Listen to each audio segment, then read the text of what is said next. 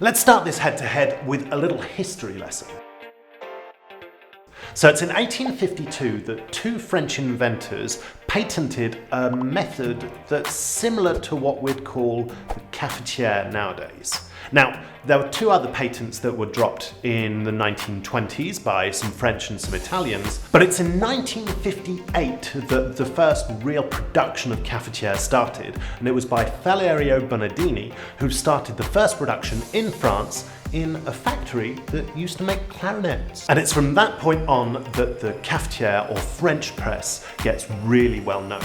And we call them French press because at the time the largest factory that was making them was Melior, which is a French factory, and there was "Made in France" written on all the cafetières. And because of that, obviously people thought that the cafetiere had been invented in France. But really, today we don't really know who invented the French press.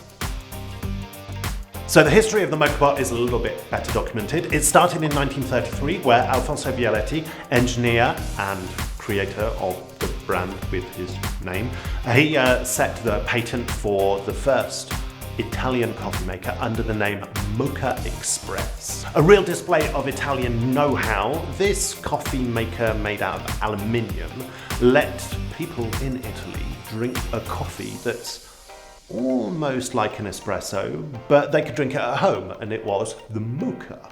But it's after the war when things really step into gear, when Bialetti's son takes over the family company, and quickly the Moka Express is exported worldwide. The Moka Express has become an icon and a symbol of what is made in Italy, and is in the permanent collection in the Triennale in Milan and the Museum of Modern Art in New York.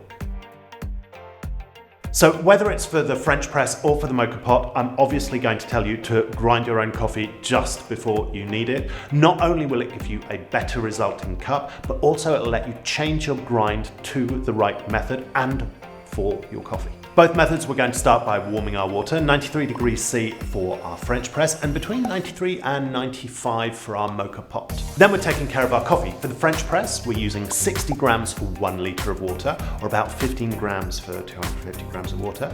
And for the Moka pot, 1 gram for 9 grams. So 28 grams of coffee for 250 grams of water. For the cafetiere, we need a really coarse ground, and completely opposite. For the Moka pot, we need something really fine, almost like a table salt. So today I'm using a Cali 8 cup from Pilano for my cafetiere. And first of all, I'm pouring in my coffee, then my hot water. I'm stirring with a wooden spoon so I don't break the glass, and I'm leaving it to brew for about 4 minutes with its top on. And then to finish, I slowly push down on the piston. I highly recommend that you pour into your cups straight away, that way you don't have an over-extraction of your coffee. My Moka pot, I'm using a Chiara, also from Pilano. This is the 9-cup model, and I start by putting hot water in the base. And it's important to have water that you've already heated up because it'll let you go a little bit faster and not burn your coffee. Then I'm dropping in the filter with its ground that I've leveled out, but I haven't pushed down. I screw everything together, being careful not to burn myself, and I put it on a medium heat to warm up. To better control my extraction, I've left the top open, but as I'm using a Chiara with the glass top, I can also see what's happening. You should see the coffee slowly come up out of the chimney. And once it starts bubbling out of the chimney, take the Moka pot off its hob. To give you an idea of timing, it's taken me about 5 minutes to prepare my cafetiere and a little bit longer for my Moka pot, about 5-10 minutes. In terms of ease of use, a French press is a little bit easier to use than a Moka pot, but both are really very simple. Cleaning and maintaining your cafetiere is a super important point to make sure that your quality in cup stays constant and that your cafetiere lasts. For the French press, you just have to rinse it under hot water and let it dry after each preparation. And about once a month, you can take it all apart for a deep clean with a cleaning product like an Alphys tablet. I've put the full guide on how to do it in the description. For the Moka pot, the first thing is to use a magnet to check if it's made out of stainless steel or aluminium, because the cleaning isn't at all the same. So today I've been using the Chiara from Pilano, which is made out of stainless steel and glass. And because it's made out of stainless steel, every 4 preparations, or when it looks dirty, I can clean it with a coffee cleaning tablet, just like I did for my French press.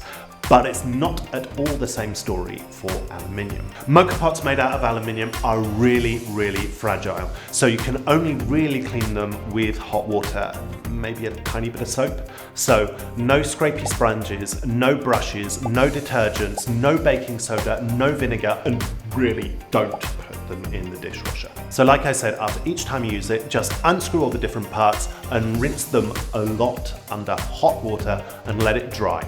If you're interested, we've done another video on how to clean stainless steel Moka pots. We put the video in the info bar.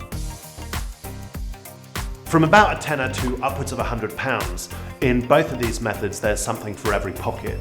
But because you only really need hot water and coffee, they're really rather cheap. Obviously, what the coffee maker is made of and its size and whether there's any innovation on it and the design will make the price difference. But I highly recommend that you choose something which will last and mostly, obviously, makes a nice coffee. So to give you an idea of the cafetiere, the Cali 8 cup which I've been using is about £25 or €25, and the Chiara is a little bit different, it's about £50 or €30. Design-wise, there's something for everybody in both methods, so it depends really on the brand that you're choosing. So if it's a French press that you want that's a more classical style, choose rather a Bodum French press, or something that's got a little bit more innovation, it's more a Pilano, like I've been using. For the Moka pots, there's the traditional Bialetti made out of aluminium, which is the one that's in the museums. And for something that's retro and elegant, there's the 1990 Richard Sapper from Alacy, which is stainless steel. Or there's the Chiara that I've been using today, glass and stainless steel, so you can have it look pretty when it's making its extraction, and it works brilliantly for YouTube videos as well.